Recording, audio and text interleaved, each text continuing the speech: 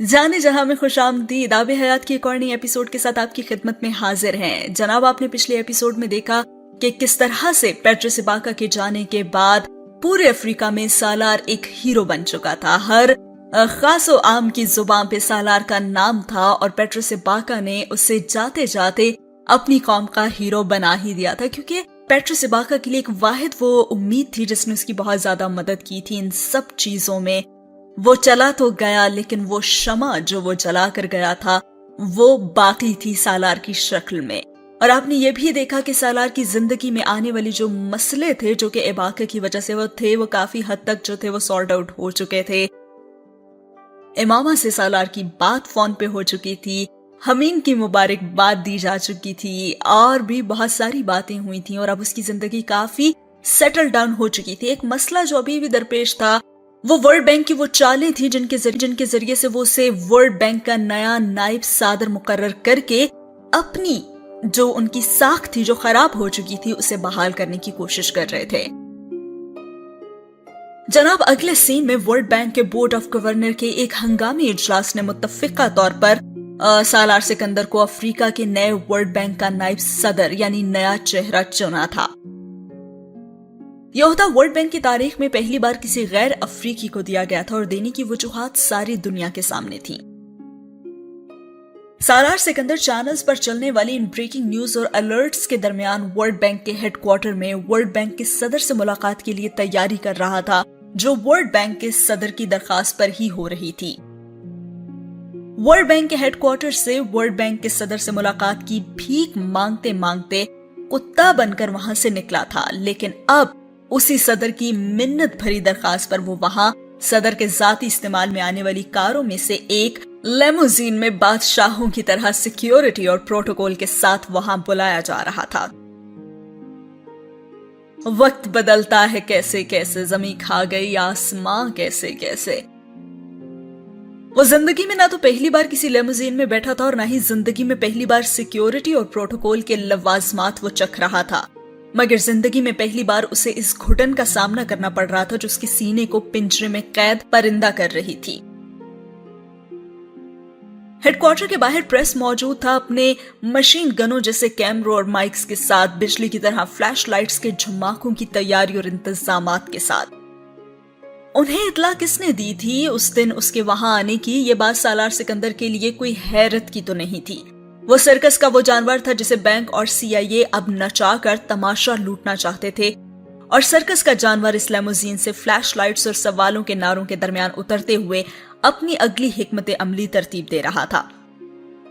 उसे अगर नाचना ही था तो अपनी शर्तों पर, पुतली बनना ही था तो शरायत किसी की उंगली की नहीं बल्कि उसकी अपनी होनी थी। वो लेमोजीन से उतरकर अपने खुले कोट के बटन बंद करता, फ्लैश लाइट्स के झुमाकों से कुछ फासले पर ड्राइववे के दोनों अतराफ में लगी हुई वार्निंग टेप के पार कैमरामैनों और जर्नलिस्ट की भीड़ की तरफ एक नजर भी डाले बगैर अमले के उन अफराद की रहनुमाई में लंबे लंबे कदमों के साथ अंदर चला गया था जिन्होंने कार से उतरने पर उसका इस्तकबाल किया था। कुछ नए लोगों के अलावा बोर्ड रूम में वो सब लोग मौजूद थे जिनसे वो कुछ दिन पहले भी मिला था, लेकिन अब सब कुछ बदल चुका था। जैसे उसका बातिन वैसे ही उन लोगों का जाहिर। उसका इस्तकबाल बोर्ड रूम में एक हीरो के तौर पर तालियां बजाकर खैर मकदमी नारों के साथ किया गया था, यूं जैसे वो कोई हीरो था जो जंग जीत कर किसी बादशाह के दरबार में अपनी खिदमत के बदले में कोई बड़ा एजाज लेने आया था। उन सबके चेहरों पर मुस्कुराहटें और नरमी थी, आंखों में सत्ताइश और होंठों पर दादो तहसीन, गर्मजोशी से मुसाफा और मुआनके करते हुए सालार सिकंदर सिर्फ ये समझने से कासिर था कि वो करके क्या आया था जिसके लिए ऐसा इस्तकबाल किया गया था। वो उन्हीं लोगों के साथ बेसवी शक्ल की मेज पर प्रेसिडेंट की सीट के दाहिनी जाने पहली नशिस्त पर बिठाया गया था, जिनकी गर्दन का सरिया और लहजों की रौनत ने उसकी इज्जत नफ्स की धज्जियां उड़ाई थी। इंसान की सबसे बड़ी खासियत यही है ना कि वो भूलता नहीं है ना बुराई को और ना ही अच्छाई को, ना कमजरफी को और ना ही ईसार को, ना बेमेहरी, ना एहसान, ना इज्जत, ना जिल्लत। और सालार सिकंदर भी गैर मामूली सलाहियतों का मालिक एक इंसान था। जो कुछ हो चुका था वो पत्थर पर लकीर था और जो कुछ हो रहा था वो पानी की फुव्वार था। उसकी आमद के ठीक 5 मिनट के बाद वर्ल्ड बैंक का सदर बोर्ड रूम में आ गया था। सालार सिकंदर भी बाकी सबकी तरह उसके एहतराम और इस्तकबाल के लिए खड़ा हुआ था और वह कहने लगा कि वर्ल्ड बैंक को आप पर फख्र है। اس کے ساتھ ہی استقبالی کلمات کی ادائیگی کے بعد صدر کے منہ سے نکلنے والے پہلے جملے کو سن کر سالار سکندر کا دل کہے مار کر ہنسنے کو چاہا تھا۔ اس سے سکندر عثمان یاد آئے تھے۔ اس کے بچپن میں اسکول میں اس کے ٹیچر سے ملاقات کرتے ہوئے وہ اپنی اس 5ویں خبیث اولاد کی عزت کچھ انہی الفاظ میں کیا کرتے تھے، اور اس کی وجہ یہ تھی کہ سائیکائٹرسٹ نے انہیں سختی سے سمجھایا تھا کہ ان کے جو ملامتی جملے ہیں ان کے اس غیر معمولی ذہین بیٹے کے دماغ اور نفسیات پر برے اثرات چھوڑ سکتے ہیں، اور انہیں اپنی اس 5ویں اولاد کے کارناموں پر جلنے کوڑنے کے باوجود I love you کہنا ہی پڑتا تھا اور I am proud of you بھی کہنا پڑتا تھا۔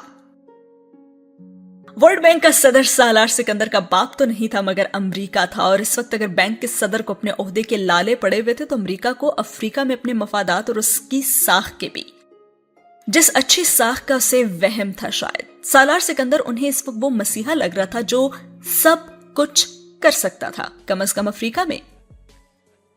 پریزیڈنٹ کے جملے پر بورڈ روم کے لوگوں نے تالیاں بجائی تھیں جیسے وہ پریزیڈنٹ کی تعریف کی تائید کر رہے ہوں۔ سالار نے شکریہ ادا کیا تھا اور پریزیڈنٹ کی سیٹ سنبھالنے کے بعد سب لوگوں کی طرح اپنی سیٹ پر بیٹھ گیا۔ پریزیڈنٹ نے کانگو کی صورتحال سے گفتگو کا آغاز کیا تھا اور وہاں ورلڈ بینک کے ملازمین پر ہونے والے حملوں میں زخمی اور مارے جانے والے لوگوں کے لیے 1 منٹ کی خاموشی اختیار کی گئی تھی، اور اس کے بعد پیٹرس ایباکا کو شاندار خراج عقیدت پیش کیا گیا تھا۔ چند جملوں میں ہی اور پھر وہ سالار سکندر کی رپورٹ پر آ گیا تھا جو بینک کے بورڈ آف گورنر نے پڑھ لی تھی۔ نہ صرف پڑھ لی تھی بلکہ اس رپورٹ کے تمام سفارشات کو مانتے ہوئے کہ انکوائری کمیشن تشکیل دیا گیا تھا جو اس پروجیکٹ کو وقتی طور پر معطل کرتے ہوئے نئے سرے سے اس کا جائزہ لے گا۔ سالار سکندر نہ تو حیران ہوا تھا اور نہ ہی متاثر۔ اسے اندازہ تھا کہ ورلڈ بینک اس سے کم میں کانگو میں دوبارہ داخل نہیں ہو سکتا تھا۔ انہیں وہ پروجیکٹ اب ان حالات میں ختم کرنا ہی تھا، اور اگر وہ یہ ظاہر کر رہے تھے کہ بورڈ آف گورنر نے وہ رپورٹ اب پڑھی تھی اور اس کو فوری طور پر متفقہ طور پر منظور کر لیا تھا تو ان کے پاس اس کے علاوہ اور چارہ ہی نہیں تھا۔ یہ نقصان کو کنٹرول کرنے کے لیے اختیار کی جانے والی CIA کی حکمت عملی کا پہلا حصہ تھا۔ یہ پینڈورا باکس ان کی وجہ سے تو کھلا تھا، اب اس کو انہیں ہی بند کرنا تھا۔ وہ جس جارحیت کو بہترین حکمت عملی مان کر چلے تھے ناکام ہو گئی تھی، تو اب انہیں بیک فٹ پر جا کر دفاعی حکمت عملی تو اختیار کرنی ہی تھی نا۔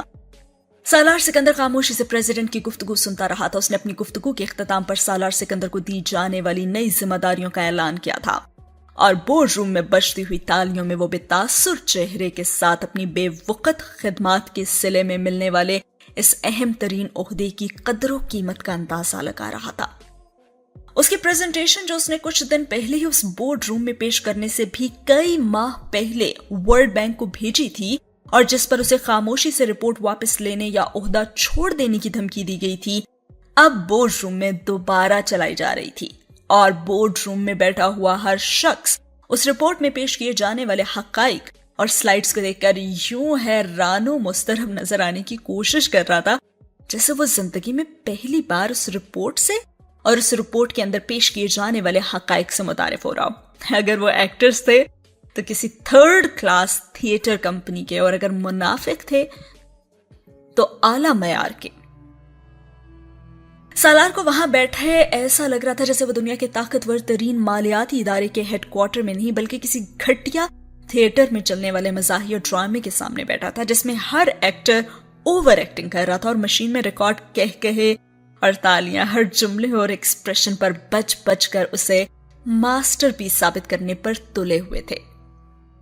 آخرکار سالار اٹھ کھڑا ہوا اور کہنے لگا، میں صدر و بورڈ میں موجود تمام لوگوں کا شکریہ ادا کرتا ہوں کہ انہوں نے مجھے یہاں آنے کا موقع دیا۔ مجھے بہت خوشی ہے کہ اس رپورٹ کو بنیاد بناتے ہوئے اس میں پیش کی جانے والی تمام سفارشات کو مان لیا گیا ہے، اور مجھے امید ہے کہ اس قدم کے اٹھانے سے ورلڈ بینک کو ایک بار پھر کانگو میں اپنی ساکھ بحال کرنے میں مدد ملے گی۔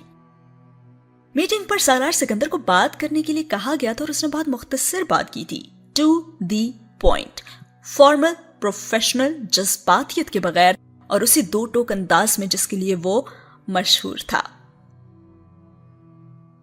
ہاں، میں شکر گزار ہوں کہ ورلڈ بینک اور بورڈ آف گورنرز نے مجھے نائب صدر کے لیے منتخب کیا، لیکن میں اپنی ذاتی مصروفیات کی وجہ سے یہ عہدہ نہیں سنبھال پاؤں گا۔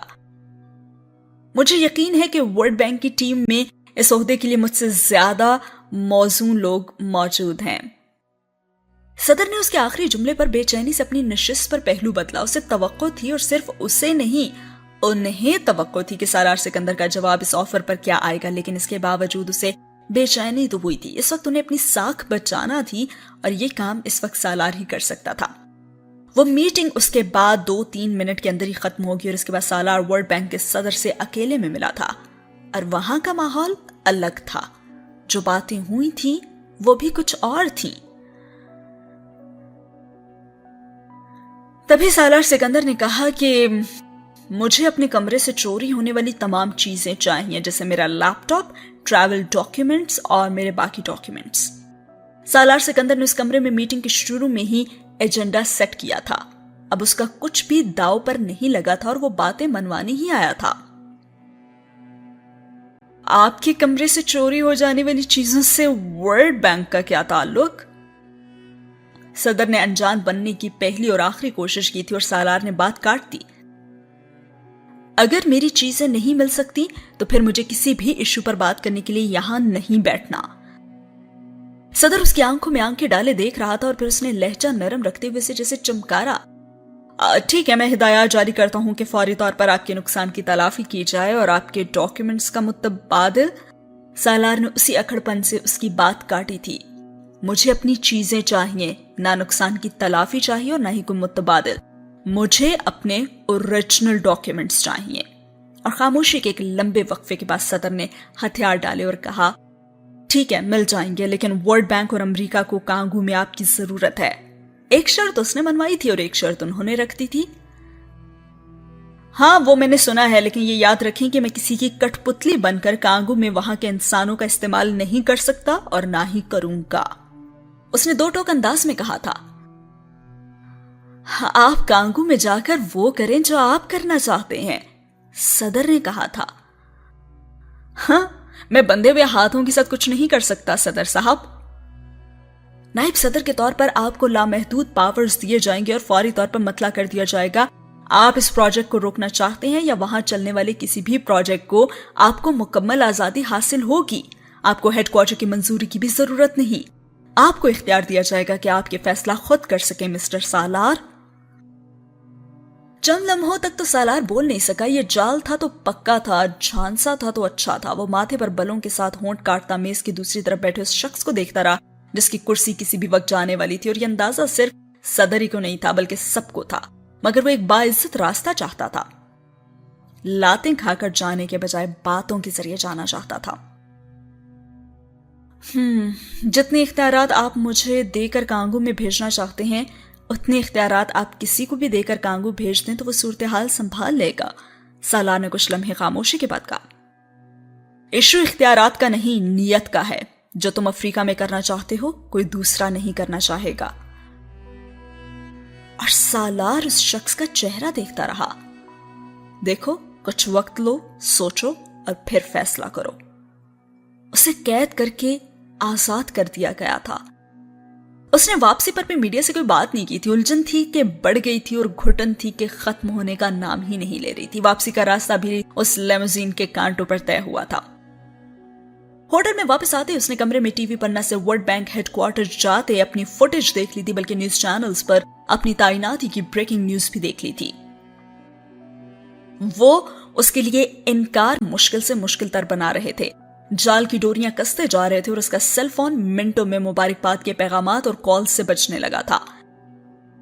پہلے اس کا فون نہ بجنا قیامت تھا اور اب بجے چلے جانا عذاب. اور اس سب کے بیچوں بیچ اس نے امامہ کو کال کی تھی, یہ جاننے کے باوجود کہ یہ خبر اس تک بھی پہنچ گئی ہوگی. لیکن اس کا رد عمل کیا ہو سکتا تھا؟ اسے یاد تھا اس نے امامہ کے ساتھ پہلے عمرے کے بعد اس سے وعدہ کیا تھا کہ وہ بینک کی ملازمت چھوڑ دے گا. نوکری اس کے لیے مسئلہ نہیں تھی. وہ نوکری کبھی بھی کہیں بھی حاصل کر سکتا تھا, مگر اس سے پہلے اس نے کبھی یہ غور نہیں کیا تھا کہ وہ جن جگہوں پر کام کرتا رہا ہے وہ بلا واسطہ یا بالواسطہ سود سے منسلک رہے تھے. بڑے بڑے مالیاتی ادارے, آرگنائزیشنز, وہ سب جو دنیا کی اکنامک پلس چلاتے تھے وہ سود کے خون سے ہی چلاتے تھے. فلاحی کام ہو یا سماجی ذمہ داری پر خیرات کا راستہ بھی وہیں سے نکلتا تھا اور سالار سکندر اس سب کا حصہ تھا. اس بین الاقوامی مالیاتی نظام کا ایک پرزہ تھا جو سود کے پیسے سے چل رہا تھا. وہ یہ نہیں کہہ سکتا تھا کہ اسے احکامات کا علم نہیں تھا. وہ یہ اعتراف کرتا تھا اسے تمام حدود کا پتا تھا اور وہ حدود توڑنے کا گنہگار چلا آ رہا تھا. زندگی میں بہت دفعہ رزق ہمیں مجبور کر دیتا ہے کہ ہم کھانے والے پیٹ کا سوچیں، کمانے والے ہاتھ کا نہیں. سالار کو رزق کی مجبوری تو نہیں تھی مگر کامیابی کی بھوک ضرور تھی. احساس کیے بغیر اور امامہ نے پہلی دفعہ بڑی ڈھٹائی سے اس شیشے کے گھر کو توڑا تھا جو اس نے اپنے ارد گرد بنایا ہوا تھا. اسے وہ عکس دیکھنے پر مجبور کیا تھا جسے وہ اپنا نہیں مانتا تھا. وہ اعتراف نہیں کرتا تھا لیکن شرمسار ہو گیا تھا اور پریشان بھی. لیکن پھر اسے یہ اطمینان بھی تھا کہ اس کا بینک کے ساتھ کانٹریکٹ ختم ہو رہا تھا اور وہ اسے دوبارہ رینیو نہیں کرے گا. امریکہ جا کر اس نے پی ایچ ڈی کے ساتھ جس مالیاتی ادارے میں جس وقتی اکانومسٹ کی نوکری کی تھی وہ کوئی انویسٹمنٹ بینک نہیں تھا، لیکن کہیں نہ کہیں وہ بھی سود کے کاروبار سے آزاد نہیں تھا. لیکن سالار اپنے آپ کو یہ تسلی دیتا تھا کہ وہاں ایک اکانومسٹ کے طور پر وہ کام کر رہا ہے، لیکن وہ ادارہ اس سے سود سے منسلک تو کوئی کام نہیں لے رہا. لیکن پھر بھی اس کا ضمیر کہیں نہ کہیں اسے ایک سوئی چبھوتا رہتا تھا. اس کی تنخواہیں تو وہیں سے آتی ہیں نا جہاں سود کا منافع آتا تھا، تو سود سے تو وہ لنکڈ ہو گیا. ورلڈ بینک کو جوائن کرنے کے فیصلے سے امامہ خوش نہیں تھے، لیکن اس کا اعتراض وہی تھا اور وہیں پہ تھا. اس نے اس سے کہا تھا کہ تم بے شک ورلڈ بینک کے پروجیکٹ سے منسلک ہو رہے ہو، لیکن ورلڈ بینک کرتا تو سود کا کاروبار ہی ہے نا. چھوٹے بینک افراد کا استعمال کرتے ہیں تو ورلڈ بینک قوموں کا. تو مجھے بتاؤ کیا فرق ہوا؟ آسان قرضہ، سستا قرضہ، لانگ ٹرم قرضہ، شارٹ ٹرم قرضہ، آسان شرائط کا قرضہ. کوئی ایسا قرضہ ہے ورلڈ بینک کے پاس جس پر وہ سود نہ لیتا ہو؟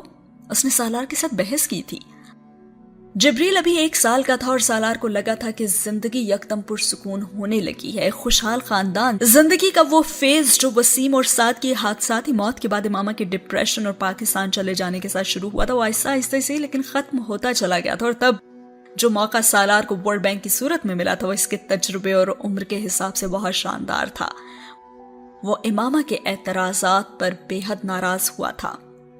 دیکھو امامہ، اگر ہم اسی طرح ایک ایک چیز میں مین میخ نکالتے رہیں گے تو پھر اس معاشرے اور سسٹم میں تو کہیں بھی کام نہیں کر سکیں گے نا، کیونکہ یہ تو پورا معاشرہ ہی سود پر کھڑا ہے اور وہ ہمارے لیے اپنی سسٹم کو تو نہیں بدلیں گے نا. بتاؤ. اس نے امامہ کو سمجھانے کی کوشش کی تھی. اچھا سالار، پھر تو ہمیں حلال کھانے کی کوشش بھی ترک کر دینی چاہیے. پھر تم سپر سٹور میں ڈبوں پر ان کے اجزاء کیوں چیک کرتے رہتے ہو؟ بس یہ سمجھ کر کھا لینا چاہیے نا کہ یہ سب کچھ یہ ہمارا نہیں، اس معاشرے کا ہے، اور وہ اپنے سپر سٹور میں وہ چیزیں رکھیں گے جو انہیں پسند ہے، نہ کہ ہماری پسند سے. امامہ نے چند لمحوں کے لیے اسے لاجواب کر دیا تھا اور وہ بحث جاری رکھنے کے بجائے وہاں سے اٹھ کر چلا گیا تھا. لیکن امامہ کے ناخوش ہونے کے باوجود اس نے ورلڈ بینک کو جوائن کر لیا تھا. اور ورلڈ بینک جوائن کرنے کے بعد اس نے پہلا کام یہ کیا تھا کہ اس نے اپنا ایگریمنٹ اور جاب پروفائل کے کاغذات امامہ کو زبردستی پڑھ پڑھ کر سنائے تھے. اس نے سب کچھ سننے کے بعد ان پیپرز کو واپس لفافے میں ڈال کر اسے دیتے ہوئے کہا تھا، سالار، تم سود کے پیسے سے انسانیت کی خدمت اور بہتری کے جو خواب دیکھ رہے ہو نا، اور تمہیں یہ بھی لگ رہا ہے کہ اس میں فلاح ہے، تو ایسا نہیں ہے. سود کا ثمر انسانوں کی زندگی بدل سکتا ہے مگر تباہی میں، بہتری میں نہیں. یاد رکھو. امامہ کی سوئی جہاں اٹکی تھی وہیں اٹکی رہی. امامہ ضدی تھی اور سالار کو اس کا اندازہ تو تھا. وہ خود بھی ضدی تھا، لیکن ان کی ضد کبھی ایک دوسرے کے مقابل نہیں آئی تھی. کہیں نہ کہیں ان میں سے کوئی نہ کوئی دوسرے کے سامنے ہتھیار ڈال دیتا تھا. وہ پوائنٹ آف نو ریٹرن پر کبھی نہیں آئے تھے. اس ایک ایشو پر بھی اس سے شدید نظریاتی اختلافات رکھنے کے باوجود امامہ نے ہر بار روزگار کے سلسلے میں اس کے انتخاب کو بامر مجبوری قبول تو کیا تھا، لیکن اس نے کبھی اس روزگار کے بارے میں زبان بندی نہیں کی تھی. اور اس کی یہ برملا تنقید سالار کو خفا بھی کرتی تھی اور کمزور بھی. اس دن بھی امامہ کو فون کرتے ہوئے اسے یہ ساری باتیں یاد آ رہی تھی اور اسے احساس ہو رہا تھا کہ وہ کیا سننے جا رہا ہے. لیکن خلاف توقع امامہ نے اس کے نئے عہدے کے حوالے سے کوئی بات نہیں کی تھی. وہ اس سے جبریل اور عنایہ کی باتیں کرتی رہی، حمین کے بارے میں بتاتی رہی، یہاں تک کہ سالار کا احساس جرم جب حد سے گزر گیا. وہ جیسے چاہتا تھا نا کہ وہ اسے ملامت کرے، اسے برا بھلا کہے، اسے بتائے کہ وہ غلط کر رہا ہے. کوئی تو ایسا ہو جو مبارکباد دینے کے بجائے اس کے ضمیر کو کچوکے لگائے. اور پھر آخرکار خود ہی سالار نے کہہ دیا تمہیں پتہ ہے ورلڈ بینک نے مجھے وائس پریزیڈنٹ. امامہ نے اس کی بات کو مکمل نہیں کرنے دیا اور کہا ہاں مجھے پتہ ہے. اس نے ایک حرفی جواب دے دیا. تو سالار کو اس کے ایک حرفی جواب سے تسلی نہیں ہوئی تھی. تو کیا بھائی؟ امامہ نے مدھم آواز میں پوچھا. تو تم کچھ نہیں کہو گی مجھے؟ اس نے جان پوچھ کر یہ نہیں کہا تھا کہ تمہارا کیا خیال ہے. یس مجھے کچھ نہیں کہنا. اس نے پھر سے وہی جواب دیا. لیکن کیوں؟ وہ بے قرار ہوا. وہ اس لیے سالار کہ تم ہر فیصلہ اپنی مرضی سے کرتے ہو تو پھر میری رائے دینے کا بھی تو کوئی فائدہ نہیں ہے نا. کرنا تو وہی ہے نا تم نے جو تم چاہتے ہو یا جو تم نے سوچ لیا ہے. ہمیشہ سے یہی کرتے آ رہے ہو نا تم تو. سالار ایک لمحے کے لیے خاموش ہوا اور پھر اس نے مدھم آواز میں کہا یقین جانو میں نے بھی آفر قبول نہیں کی. تو کر لو گے نا بھائی، میں جانتی ہوں تمہیں. جواب نے اس کے 14 طبق روشن کیے اور ساتھ اسے ہنسایا بھی. اب اس میں ہنسنے والی تو کوئی بات نہیں تھی. امامہ کو اس کی یہ ہنسی اچھی لگی تھی، پھر بھی اس نے یہی کہا تھا تمہیں پتہ ہے میں جب بھی تمہاری بات نہیں مانتا نا نقصان اٹھاتا ہوں. سالار نے اس لمحے عجیب اعتراف کیا تھا. وہ جیسے اسے بتانا چاہتا تھا کہ اس نے ورلڈ بینک جوائن کرنے کے حوالے سے اس کی بات نہ مان کر غلط فیصلہ کیا تھا، لیکن وہ فی الحال اسے اتنے کھلے لفظوں میں یہ بات نہیں کہہ سکتا تھا اور اس پر وہ ہنس پڑی تھی. بڑی خوشی ہوئی یہ بات سن کر، بہت زیادہ. لیکن میں یہ تو نہ سمجھوں نا کہ تم آئندہ ہمیشہ میری بات مانا کرو گے، ہے نا؟ اس نے فوراً سے کہا. بالکل. جواب تڑاک سے آیا تھا اور اس پر دونوں ہنس پڑے اور پھر سالار نے گہرا سانس لیتے ہوئے سے کہا یہی وہ بات تھی جو کانگو سے آتے ہوئے تم سے کہنا چاہتا تھا. امامہ کو یاد آیا اسے ایک اعتراف کرنا تھا واپس آ کر. میں نے سوچا پتہ نہیں کیا کہنا چاہتے تھے تم. اور وہ دھیرے سے ہنسی. پھر اس نے کہا ایسا کیا ہوا ہے کہ تم یہ بات کہہ رہے ہو مجھ سے، اور وہ بھی اب، یا پھر تب کہنا چاہ رہے تھے تم؟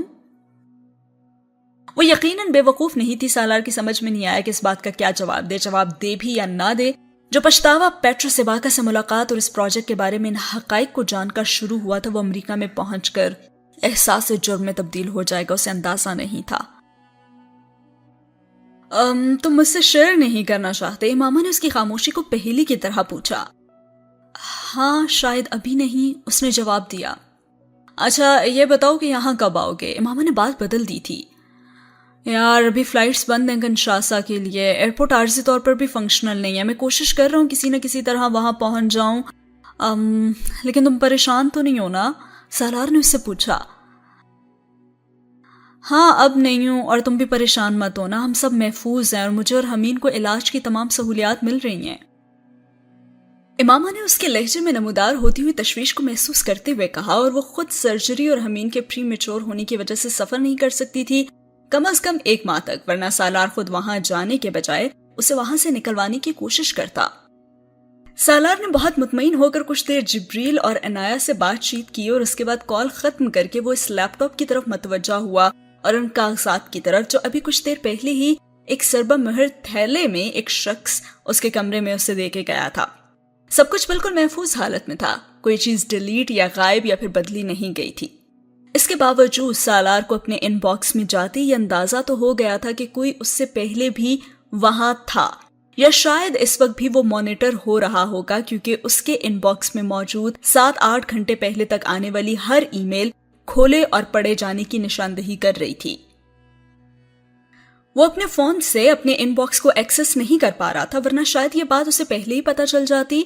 شاید ورلڈ بینک کے صدر کے ساتھ ملاقات میں ان چیزوں کی واپسی کا مطالبہ نہ کیا ہوتا تو اس کا ہیکڈ ای میل ایڈریس کبھی دوبارہ اس کے لیے ایکسیسیبل نہ ہوتا. اسے اب غصہ نہیں آ رہا تھا، نہ ہی بے بسی کسی کیفیت کو اس نے اس وقت محسوس کیا تھا. جو بلائیں اسے چمٹ چکی تھیں وہ اس کا اپنا انتخاب تھی. ان باکس میں موجود ای میلز پر ایک طائرانہ نظر ڈالتے ہوئے ایک ای میل پر ایک لمحے کے لیے جیسے اس کا دل لمحے بھر کے لیے رکا تھا. وہ پیٹروس ایباکا کی طرف سے میڈیا سینٹر کے باہر سے اسے بھیجا جانے والا آخری پیغام تھا، جو بہت لمبا ہو جانے کی وجہ سے ایباکا نے ٹیکسٹ کرتے کرتے اسے ای میل کر دیا تھا. بوجھل دل کے ساتھ اس نے اس ای میل کو کھول لیا جس میں لکھا تھا تمہیں پتہ ہے میں اس وقت کہاں کھڑا ہوں؟ Time Warner senator. और किस लिए? मैं भी कुछ देर पहले एंडरसन कूपर के साथ था CNN स्टूडियो में, उसके शो में शिरकत से पहले इब्तदाई बातचीत के एक सेशन के लिए। मुझे पता है इस वक्त तुम कहोगे, ओ माई God man, you did it. Yes, I did it. सालार ने एक लम्हे के लिए आंखें बंद कर ली। वो कई रातों से सो नहीं पाया था, आंखों में जलन थी, लेकिन जिस चीज ने इस वक्त उसकी आंखों को धुंधलाया था वो मुस्कुराहटें थीं। इबाका के जुमले के इख्तिताम पर, जिसमें वो फखरी अंदाज में मुस्कुराया और बैट उछालकर आंखें घुमा रहा था। और हाँ, एंडरसन कूपर से मिलने के बाद मैंने सबसे पहला मैसेज तुम्हें किया है, क्योंकि मैं यहां तक कभी ना पहुंच पाता अगर मुझे तुम्हारी सूरत में वर्ल्ड बैंक की बेजमीर दुनिया में जमीर की झलक न दिखाई देती। मैंने कभी भी तुम्हें यह नहीं बताया कि जब मैं पहली बार तुमसे मिला था तो मैं इस जंग में हथियार डालने के लिए तैयार बैठा था। नाउमीदी और मायूसी के अलावा इस वक्त मेरे पास कुछ भी नहीं था। मैं एक हारी हुई जंग लड़ रहा था। इस वक्त मुझे यह एहसास हो रहा था और मैं बहुत ज्यादा कमजोर था। मैं इन देवों के सामने वाकई एक पिग्मीज था जो मेरे मुल्क को लूटने आए थे और मैं कुछ भी नहीं कर पा रहा था अपने लोगों के लिए।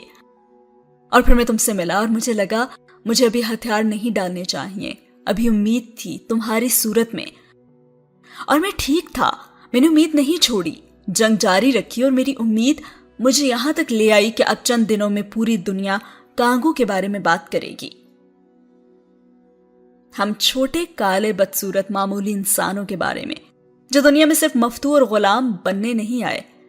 मैंने आज कूपर को तुम्हारे बारे में भी बताया, वो तुमसे भी बात करेंगे और मुझे यकीन है कि अब कांगो की तारीख बदलने वाली है। मेरे लोग अब एक अच्छी जिंदगी जिएंगे, इंसानों जैसी जिंदगी, जानवरों जैसी नहीं।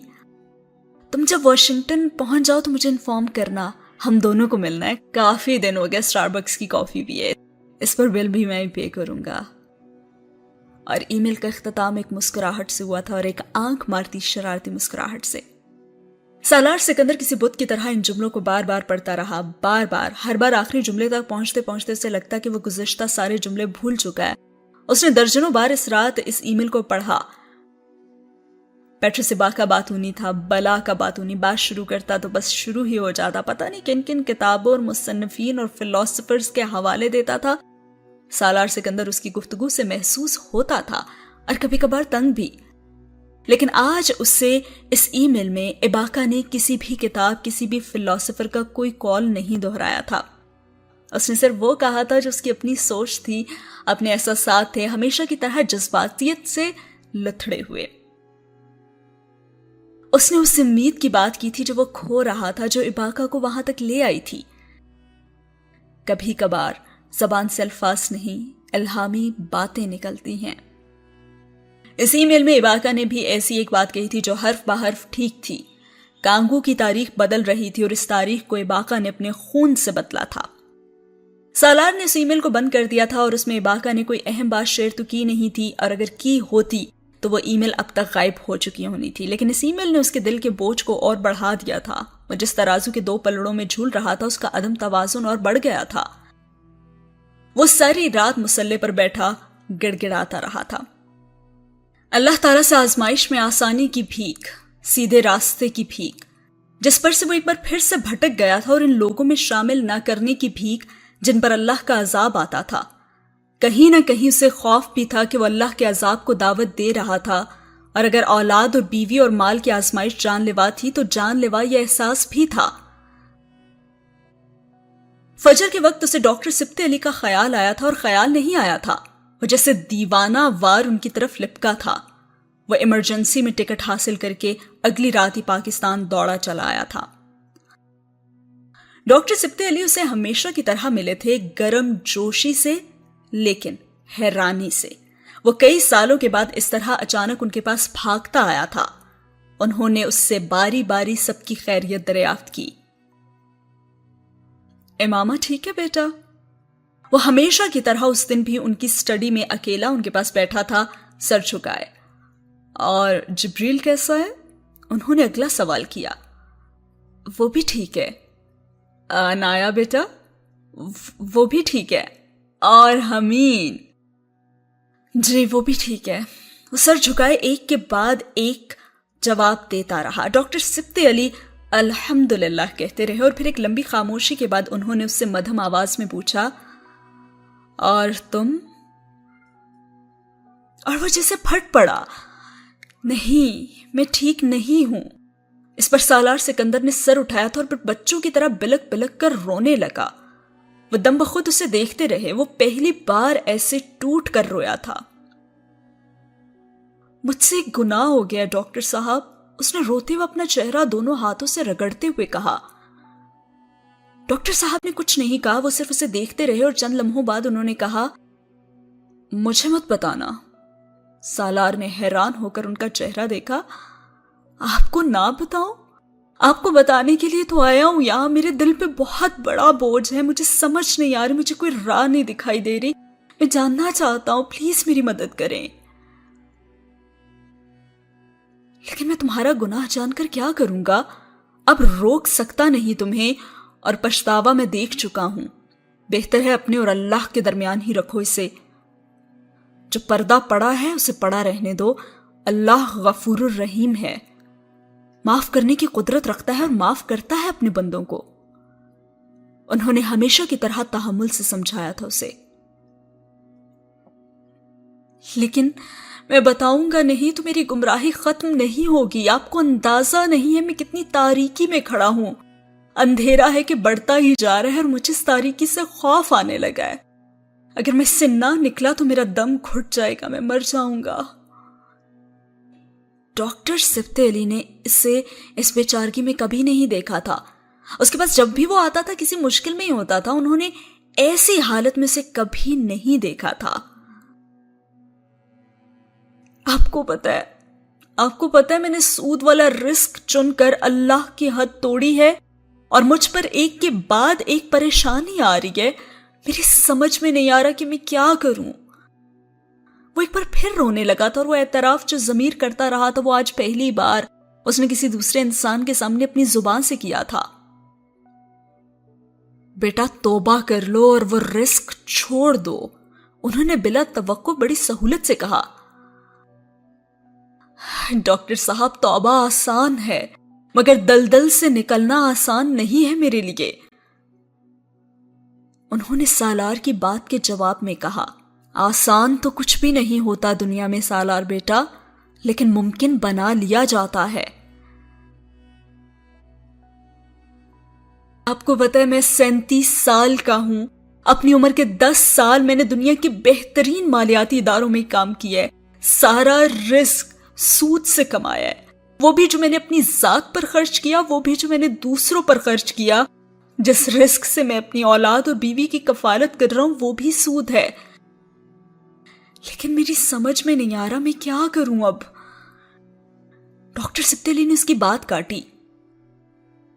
इतने सालों के बाद आपको अब यह एहसास हुआ? क्यों?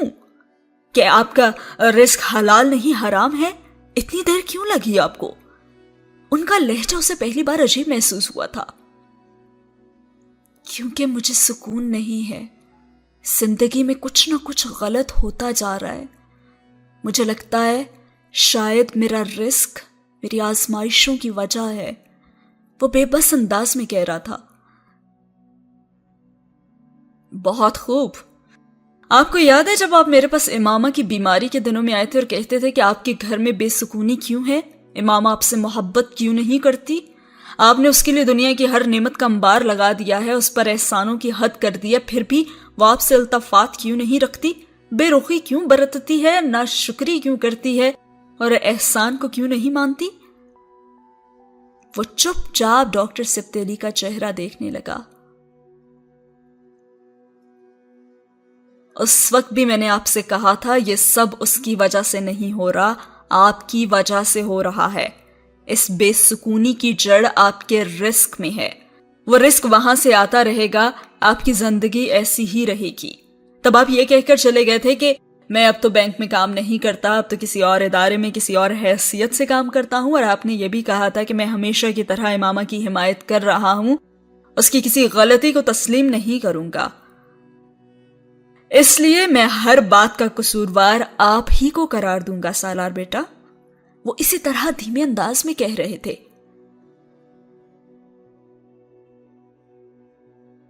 آپ نے تب بھی یہی سوال کیا تھا سالار بیٹا، اور جواب کو تسلیم نہیں کیا تھا۔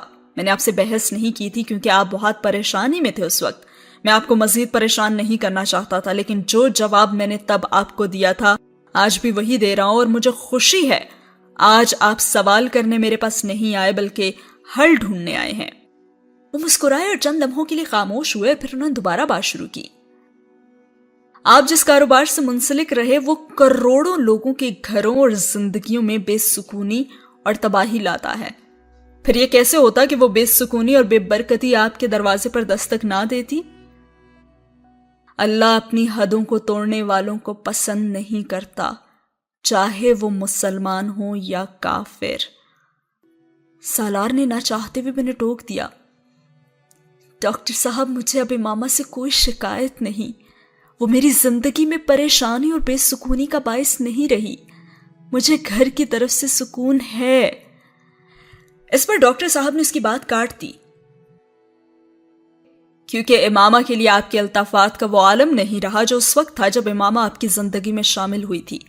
تب اللہ نے آپ کو اس کے بے الطافاتی اور بے رخی کے ذریعے بے سکونی دی، کیونکہ اس سے زیادہ تکلیف آپ کو کوئی اور چیز نہیں پہنچا سکتی تھی۔ آج اللہ آپ کو اس چیز سے سب سے زیادہ تکلیف پہنچا رہا ہے جو آج آپ کے لیے سب سے اہم ہے۔ وہ گنگ رہ گیا تھا، بات درست تھی۔ ڈاکٹر صاحب ہمیشہ کی طرح اس کے عیبوں پر پردہ ڈالنے کی کوشش میں اس کے دل میں چھپے چور کو عیاں کرتے جا رہے تھے۔ دیکھیں بیٹا، آپ نے وقتی طور پر بینک کی نوکری چھوڑی، بلا واسطہ سود کے کاروبار سے منسلک ہونے کے بجائے کچھ عرصے کے بعد بالواسطہ سود کے کاروبار سے منسلک ہو گئے۔ سالار سکندر، مجھ سے زیادہ اچھی طرح آپ کو پتا ہے کہ حل کیا ہے، مگر مشکل یہ ہے کہ اس حل کی طرف جانے پر آپ کا دل آمادہ نہیں ہے، اور کبھی ہوگا بھی نہیں۔ آپ ٹھیک کہتے ہیں، آپ نے جو بھی کہا تھا وہ ٹھیک ہے، لیکن میری سمجھ میں واقعی میں نہیں آ رہا کہ میں کیا کروں۔ اس نے ڈاکٹر صاحب کی ہر بات کو تسلیم کیا تھا۔ میں نے پچھلے سال امریکہ میں ایک گھر مارگیج کیا ہے، اس سال امامہ کی سالگرہ پر میں اس کو وہ گھر دینا چاہتا تھا۔ 5 بیڈ روم کا گھر ہے، پرائیویٹ بیچ کے ساتھ ساحل سمندر پر، بہت مہنگا۔ مجھے اگلے کئی سال اس کا مارگیج ادا کرتے رہنا ہے۔ اب میرے 3 بچے ہیں، ایک اسکول جا رہا ہے، 2 چند سالوں میں اسکول جانے لگیں گے۔ مجھے ان کو بہترین اسکولز میں پڑھانا ہے، بہترین تعلیم دلوانی ہے، بہترین یونیورسٹیز میں بھیجنا ہے، بالکل اسی طرح جیسے میرے باپ نے کیا تھا، اور اس سب کے لیے مجھے پیسہ چاہیے۔ مجھے ایک پرآسائش زندگی کی عادت رہی ہے، میں ان آسائشات کے بغیر نہیں رہ سکتا، اور یہ ساری آسائشات اور لائف سٹائل پیسہ مانگتا ہے۔ اور اگر میں حلال اور حرام کی سود کی بنیاد پر تفریق اور تمیز کرنے بیٹھوں گا تو پھر میں ان میں سے کچھ بھی نہیں کر سکوں گا۔ جہاں مجھے ترقی اور کامیابی نظر آتی ہے وہاں سود بھی ہوگا، جہاں سود نہیں ہے وہاں ترقی کی وہ رفتار نہیں ہے جس پر میں سفر کرنا چاہتا ہوں۔ اب آپ مجھے بتائیں میں کیا کروں؟ میں کسی چھوٹی موٹی کمپنی میں کسی چھوٹے موٹے عہدے پر کام کر کے تھوڑا بہت پیسہ بنا کر جی تو سکتا ہوں، لیکن اس سے میں خوش نہیں رہ سکتا۔ میں اپنے بچوں کے لیے خوشیاں نہیں لا سکتا، وہ لائف سٹائل نہیں لا سکتا جو میں دیکھنا چاہتا ہوں۔ اور ساتھ میرا اپنا پروفیشنل کریئر۔ مجھے پیسے کی بھوک نہیں، مجھے ترقی چاہیے۔ وہ آرگنائزیشن جن میں مجھے سپارک اور سکوپ دکھتا ہے، جو مجھے اپنی طرف کھینچتا ہے، وہاں کسی نہ کسی شکل میں سود کی آمیزش ہے وہاں پہ۔ میں کیسے بچوں؟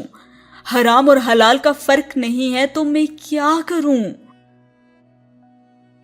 یا تو سب کچھ چھوڑ چھاڑ کر کسی یونیورسٹی میں فائنانس اور اکنامکس پڑھا کر زندگی گزار لوں، یا پھر کسی کمپنی کا فائنینشل آفیسر بن کر زندگی گزار دوں۔ آپ بتائیں میں کیا کروں پلیز۔ وہ جیسے پھٹ پڑا تھا، وہ ساری کنفیوژن جو ذہن میں تھی اب زباں پر آ رہی تھی، اور زباں پر آ کر جیسے اس کے اعصاب کو سکون دینے لگی تھی۔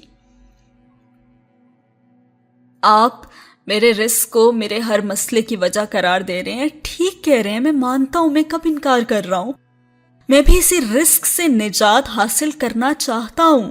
مجھے خود بھی سود سے نفرت ہے، لیکن مجھے کوئی متبادل راستہ نظر نہیں آ رہا۔ میں جتنا اس چیز سے نکلنے کی کوشش کرتا ہوں اتنا ہی پھنستا جا رہا ہوں۔ کوئی راہ نظر نہیں آ رہی. میں نے بہت کوشش کی, ریزائن تک کرنے کی کوشش کی, لیکن میں پھنستا ہی چلا جا رہا ہوں. اگر میں سب کچھ چھوڑ دوں گا تو اباقہ کے خوابوں کی تعبیر کیسے لاؤں گا, اور اگر اس سسٹم میں رہوں گا تو سود کا حصہ بنا رہوں گا. میں خود سے کوئی نیا سیٹ اپ نہیں بنا سکتا. بتائیں میں کروں تو پھر کیا کروں؟ ایک طرف امامہ کہتی ہے کہ جس رزق میں سود آ جائے, شامل ہو جائے, وہ سود کے خلاف کبھی جنگ نہیں لڑے گا. جسے سود کھانے کی عادت ہو جائے وہ اس کے خلاف جنگ نہیں لڑتا.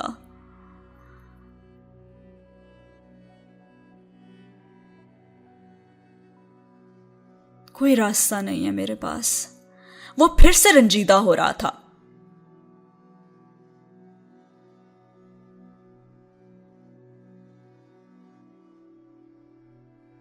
اور یقین جانے اگر میں متبادل راستہ بھی بنانا چاہتا ہوں, لیکن اس میں بھی تو بہت وقت لگے گا. تب تک میں کیا کروں گا؟ میں آج ورلڈ بینک کو چھوڑتا ہوں تو چند مہینوں میں قصہ پاری نہ ہو جاؤں گا. کانگو میں جو ہو رہا ہے ہوتا رہے گا. یہ پروجیکٹ آج بند ہوا ہے, کل پھر چل پڑے گا. کیا فائدہ؟ ڈاکٹر صاحب نے بڑے تحمل سے اس کی بات کاٹتے ہوئے سے کہا, سالار, آپ پہلے یہ فیصلہ کریں کہ وہ کیا چیز ہے جو آپ کے لیے زیادہ پریشان کن ہے, آپ کی اپنی زندگی یا دوسروں کی زندگی. ہم دوسروں کی زندگی کو صرف اپنی زندگی پر ترجیح تو نہیں دے سکتے نا. دو ہی چوائسز ہوں تو ہم صرف اپنی ہی زندگی کو ترجیح دیں گے. کیا ایسا ہی ہے؟ ڈاکٹر سبتے علی نے جیسے اسے آئینہ دکھایا تھا.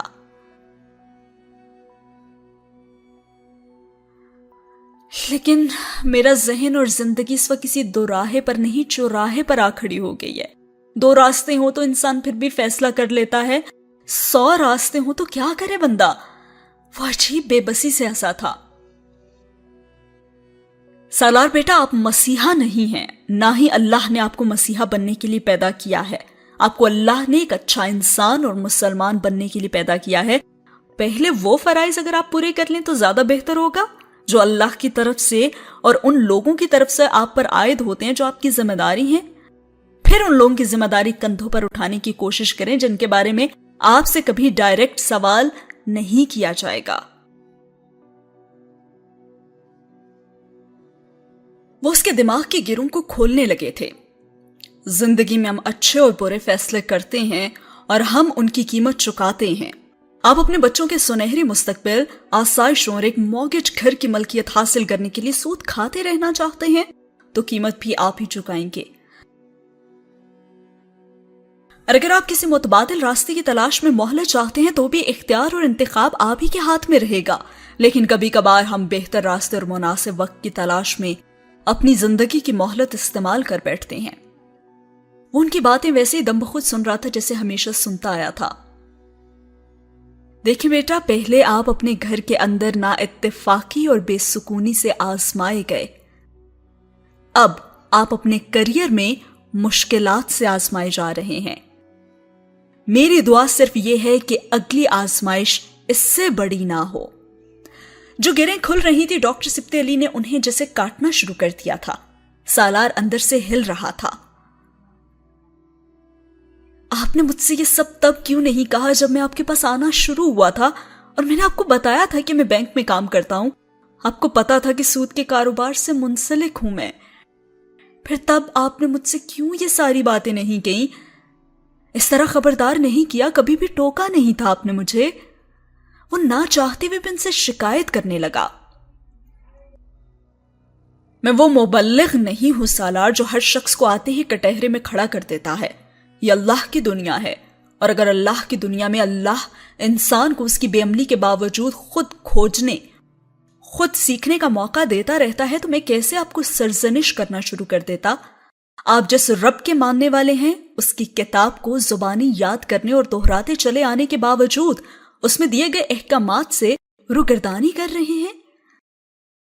آپ جس نبی صلی اللہ علیہ وآلہ وسلم کے پیروکار ہیں اس نبی صلی اللہ علیہ وآلہ وسلم کی سنت اور احکامات پر عمل کرنے کو تیار ہی نہیں. آپ جس عورت کے عشق میں گرفتار ہیں اس کے اصرار پر بھی اس رزق کو چھوڑ نہیں پا رہے تو ڈاکٹر سبتے علی آپ کو کیسے بدل دیتا, کیسے روک دیتا؟ وہ پانی پانی ہوا تھا اور ہوتا ہی گیا تھا۔ میں اگر آپ کو منع کرتا، ڈراتا، تو آپ میرے پاس آنا ہی چھوڑ دیتے۔ میں نے سوچا آتے رہیں گے تو شاید بدل ہی جائیں گے۔ آپ کو یاد ہے جب میں نے آپ سے پہلی ملاقات میں اپنی کچھ کتابیں آپ کو دی تھیں کہ ان کا مطالعہ کیجئے گا، وہ اپنے علم کی دھاک بٹھانے کے لیے نہیں کیا تھا۔ آپ کو یہی جتانا چاہ رہا تھا کہ آپ جس اقتصادی اور مالیاتی سسٹم کے ساتھ منسلک تھے وہ غیر اسلامی تھا، جائز اور حلال نہیں تھا، سود پر کھڑا کیا گیا تھا۔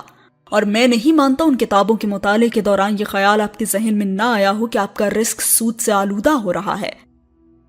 میں نہیں مانتا میرے پاس اتنی باقاعدگی سے لیکچرز کے لیے آتے رہنے کے باوجود آپ نے کبھی ان لیکچرز میں سود یا ربا کے حوالے سے کوئی ممانعت، کوئی درس نہ سنا ہو، اور آپ کو یہ خیال نہ آیا ہو کہ جس کی ممانعت اور مذمت کی جا رہی ہے وہ وہی رزق ہے جو آپ بھی کما رہے تھے۔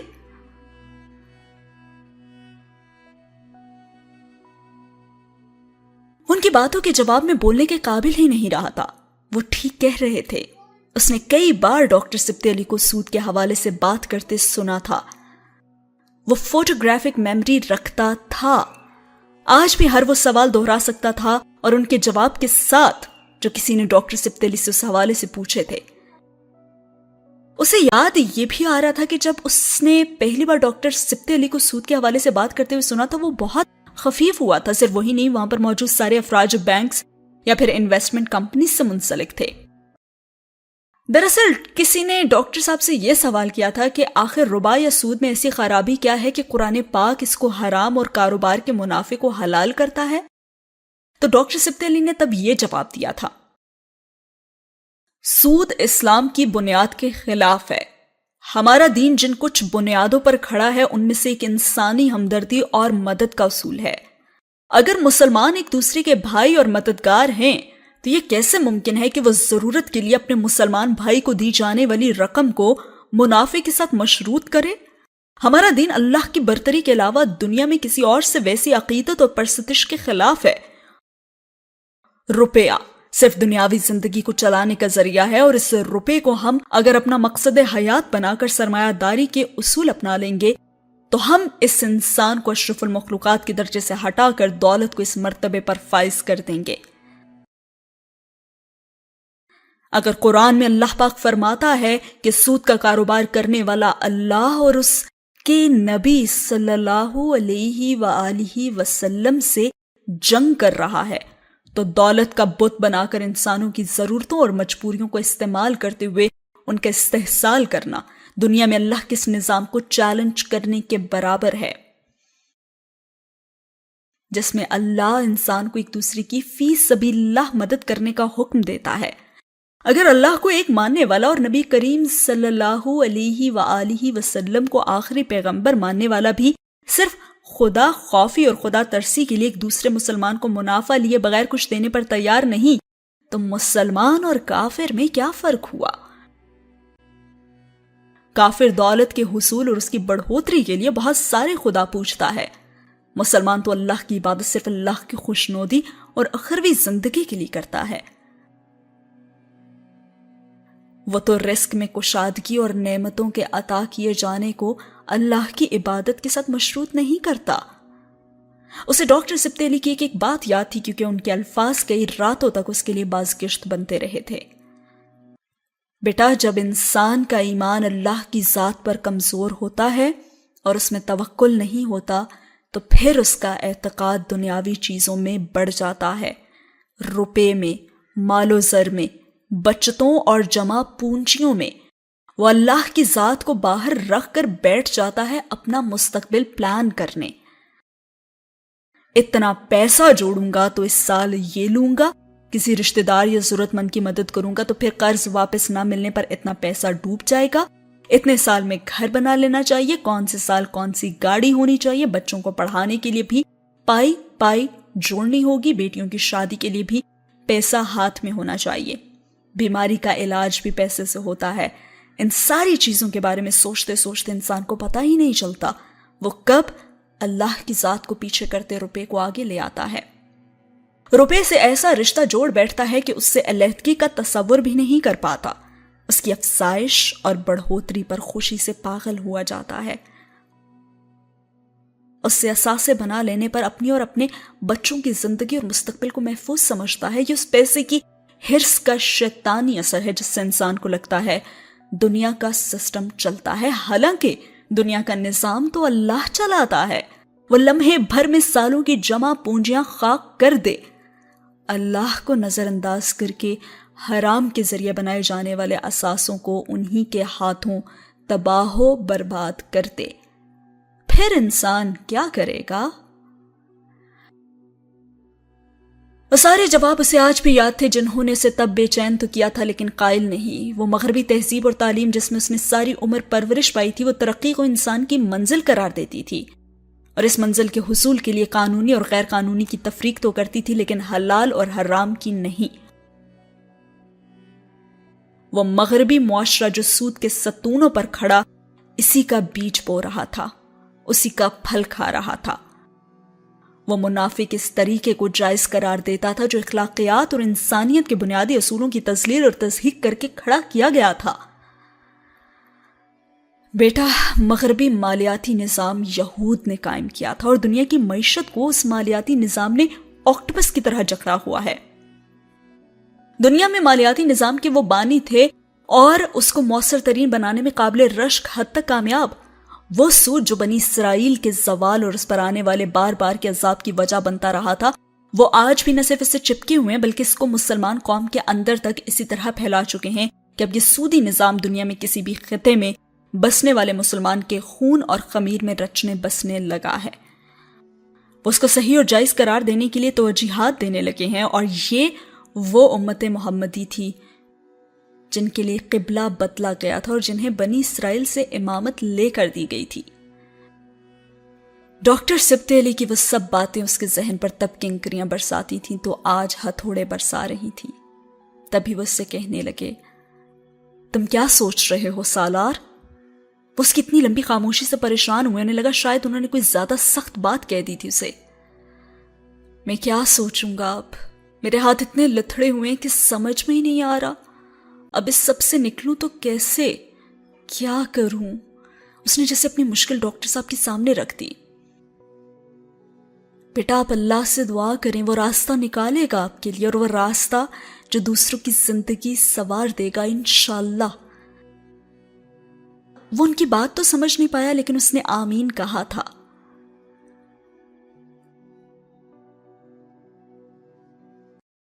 ڈاکٹر صاحب، نہ میں اللہ اور اس کے رسول صلی اللہ علیہ وسلم سے جنگ کرنے کی نعوذ باللہ جسارت کرنے والوں میں سے ہونا چاہتا ہوں اور نہ ہی میں اللہ کی حدود کو توڑنے والوں میں سے. اگر اس پورے سسٹم کا حصہ بنا رہا تھا تو صرف اس لیے کہ میری خواہش تھی کہ کبھی میں کوئی ایسا سسٹم بنا سکوں جو سود پر مبنی نہ ہو اور پھر بھی قابل عمل ہو اور منافع بخش بھی. غلطی صرف یہ تھی کہ یہ خواہش رکھتے ہوئے بھی کوشش کبھی نہیں کی. ضروریات زندگی اور خواہشات کا ایک ڈھیر میرے راستے میں آ گیا جس نے میری ترجیحات کو بدل دیا. لیکن میں آپ سے وعدہ کرتا ہوں کہ دوبارہ آپ کے پاس سود کے حوالے سے کوئی سوال کبھی نہیں لے کر آؤں گا، حل لے کر آؤں گا انشاءاللہ. ڈاکٹر صاحب اس کی بات پر مسکرا دیے تھے. میں تمہارے لیے دعا کروں گا. میں اپنی زندگی کے آخری حصے میں ہوں اور اپنی ساری زندگی بے حد خواہش رکھنے کے باوجود اس سسٹم کو تبدیل کرنے کے لیے میں کچھ نہیں کر سکا سالار بیٹا. بس کتابیں ہی لکھ سکا، تجاویز ہی دے سکا، لوگوں کو خبردار کرتا رہا، لیکن عملی طور پر میں کچھ نہیں کر سکا. میں نہ تمہارے جتنا ذہین تھا، نہ تمہارے جتنا قابل، نہ تمہارے جتنا بارسوخ. تم شاید وہ کام کر جاؤ جس کے بارے میں ہم خواب دیکھتے، سوچتے اور باتیں کرتے کرتے مر جائیں گے. ڈاکٹر صاحب اب رنجیدہ ہو رہے تھے. سود پر مبنی یہ مغربی مالیاتی نظام اس لیے طاقتور ہے کیونکہ اس کو چلانے والے تمہارے جیسے ذہین لوگ ہیں جو اپنی ذہانت کو دنیاوی آسائشات کی خاطر انہیں ہی دیے جا رہے ہیں. جس دن تمہارے جیسی ذہانت اور قابلیت رکھنے والے لوگ ان کے ساتھ کھڑے ہونے کے بجائے ان کے خلاف کھڑے ہونا شروع ہو جائیں گے تو مغرب کا مالیاتی نظام گر جائے گا، صرف اس لیے کہ وہ استحصالی اور سامراجی ہے اور طاقتور کی بقا کے اصول پر قائم کیا گیا ہے۔ جو طاقتور اور پیسے والا ہے وہ کمزور اور خالی جیب والے کو جس طرح چاہے ایکسپلوئٹ کرے۔ مجھے افسوس ہوتا ہے تو صرف اس لیے ہوتا ہے کہ حافظ قرآن اور صاحب حیثیت ہو کر وہ کام کرتے آ رہے ہو جو کوئی مجبور ضرورتاً کرتے ہوئے بھی شاید 2 بار تو سوچتا ہی ہے۔ وہ سر جھکائے اپنی ہتھیلیاں دیکھتا گمسم بیٹھا رہا، اس کے پاس کہنے کو کچھ نہیں تھا۔ اب آپ مجھے بتا دیں میں کیا کروں، یہ عہدہ نہ لوں، جاب چھوڑ دوں؟ اس نے بہت دیر بعد ان سے بس ایک سوال کیا۔ میں کچھ نہیں کہوں گا اس معاملے میں، تم اس ذہانت کا استعمال کر کے فیصلہ کرو جو اللہ نے تمہیں عطا کی ہے۔ اللہ سے پوچھو، اللہ سے مدد مانگو، وہ تمہارے لیے ضرور راستہ بنائیں گے اور وہ تمہارے لیے فیصلہ کریں گے اور وہ بہترین ہوگا۔ انہوں نے فیصلہ ایک بار پھر اس پر چھوڑ دیا تھا اور وہ نم آنکھوں کے ساتھ ہنسا۔ کوئی بھی اس کے لیے اب فیصلہ نہیں کر رہا تھا، ہر ایک کو اس کی اس ذہانت پر مان تھا جو اس کے اپنے لیے ایک گمان ثابت ہو رہی تھی۔ اللہ انسان پر بہت مہربان ہے سالار بیٹا، گناہ پر یہ نہیں کہتا کہ توبہ کا موقع نہیں دوں گا، بار بار توبہ کا موقع دیتا ہے، اپنی طرف پلٹ آنے کا موقع دیتا ہے۔ اس اللہ کے آگے جھکو، توبہ کرو، 70 ماؤں سے بڑھ کر پیار کرنے والا رب کیسے معاف نہیں کرے گا؟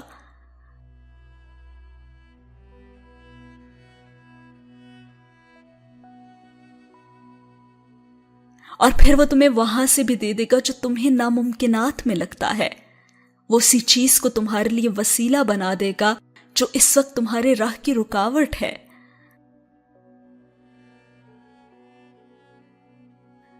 اس اللہ پہ یقین رکھو، سب ٹھیک ہو جائے گا۔ وہ اب اس کے زخموں پر مرہم رکھنے کی کوشش کر رہے تھے۔ بیٹا، زندگی میں جب انسان کو ہدایت مل جائے وہ یہ نہ دیکھے کہ وہ کیا کر چکا ہے، بس وہاں سے راستہ بدل لے۔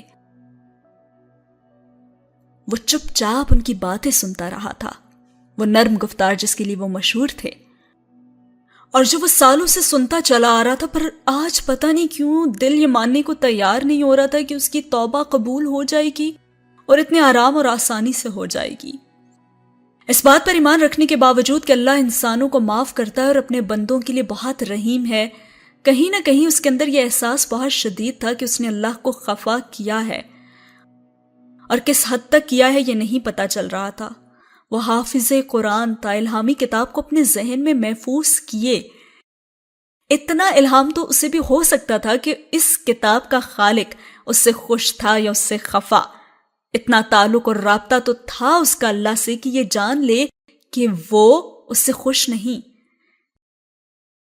دیر سے ہی صحیح مگر اس کی روح کے اندر موجود وہ پیمانہ اپنے خالی ہونے کا احساس دلانے لگا تھا جو اللہ کی محبت ہی سے بھرتا تھا، اس کی خوشنودی ہی سے چھلکتا تھا۔ وہ ڈاکٹر سبتے کے گھر سے انہی قدموں پر واپس پلٹ آیا تھا۔ اسے اب اس گناہ کا کفارہ ادا کرنا تھا جسے ایک لمبے عرصے سے گناہ نہیں صرف ضرورت مانتا رہا تھا۔ وہ ایک نیا اسلامی مالیاتی نظام بنانے کا وہ عزم جو ورلڈ بینک ہیڈ کوارٹرز میں دی جانے والی ذلت کے احساس نے جنم دیا تھا، وہ اب پہلے سے زیادہ پختہ ہو گیا تھا۔ اس کا کفارہ اس کے علاوہ اور کوئی چیز نہیں ہو سکتی تھی۔ واشنگٹن میں ورلڈ بینک ہیڈ کوارٹرز میں اس کے آفر قبول کرنے کے فیصلے پر خوشی کے شادیانے بجائے گئے تھے۔ وہ پرزہ جو انہیں اس وقت اپنی بقا کے لیے چاہیے تھا انہیں مل گیا تھا۔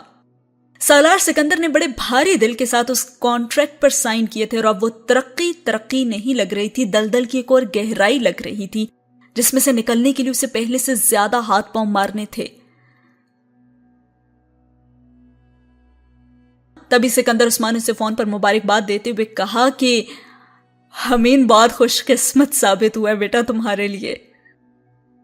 اور وہ بس صرف گہرا سانس لے کر رہ گیا۔ بیٹا وہ ٹھیک تو ہے نا؟ سکندر عثمان نے ہمین کے بارے میں سے پوچھا۔ اس دن امامہ سے بات نہیں کر سکے تھے، اس لیے قبل از وقت پیدائش کی وجہ سے وہ اور ان کی بیوی روز ہی اس کے بارے میں پوچھتے تھے۔